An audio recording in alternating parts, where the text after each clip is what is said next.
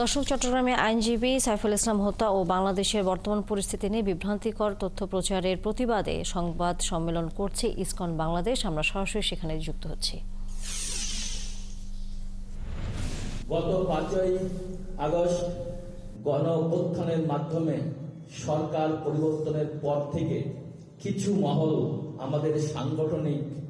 আমাদের সংগঠনকে বিতর্কিত করার লক্ষ্যে বিভ্রান্তিমূলক বক্তব্য এবং ভিত্তিহীন অভিযোগ তুলে সমাজে অস্থিতিশীলতা সৃষ্টির অপচেষ্টা করছে। বিশেষত চট্টগ্রামের বিশিষ্ট আইনজীবী সাইফুল ইসলাম আলিফের মর্মান্তিক মৃত্যুর পর যে অপপ্রচেষ্টা চরমে পৌঁছেছে, চট্টগ্রাম কোর্ট ভবনের সামনে সংঘটিত অনাকাঙ্ক্ষিত ঘটনাকে কেন্দ্র করে ইসকন বাংলাদেশকে অন্যায়ভাবে দায়ী করার অপচেষ্টা চলছে। আমরা স্পষ্টভাবে জানাতে চাই যে এ ধরনের ন্যাক্কারজনক ঘটনা এবং চলমান আন্দোলনের সঙ্গে ইসকন বাংলাদেশের কোনো ধরনের সম্পৃক্ততা নেই।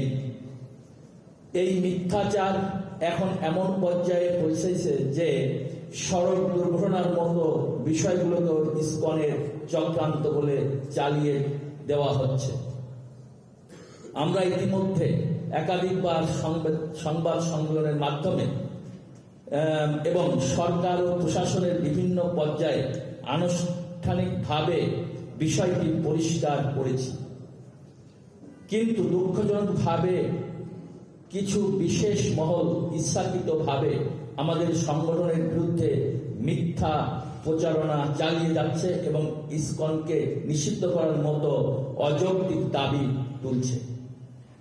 আমরা সবাইকে পুনরায় অবহিত করতে চাই যে অনেক মাস আগেই প্রবর্তক শ্রীকৃষ্ণ মন্দিরের অধ্যক্ষ লীলারাজ গৌর দাস, স্বতন্ত্র গৌরাঙ্গ দাস এবং চট্টগ্রামস্থ পুণ্ডরিক ধামের অধ্যক্ষ চিন্ময় কৃষ্ণ দাসকে সাংগঠনিক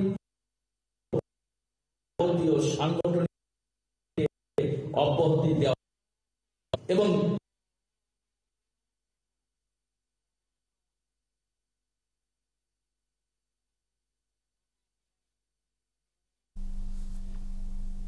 দর্শক, আমরা এতক্ষণ ইসকন বাংলাদেশের সংবাদ সম্মেলনে যুক্ত ছিলাম।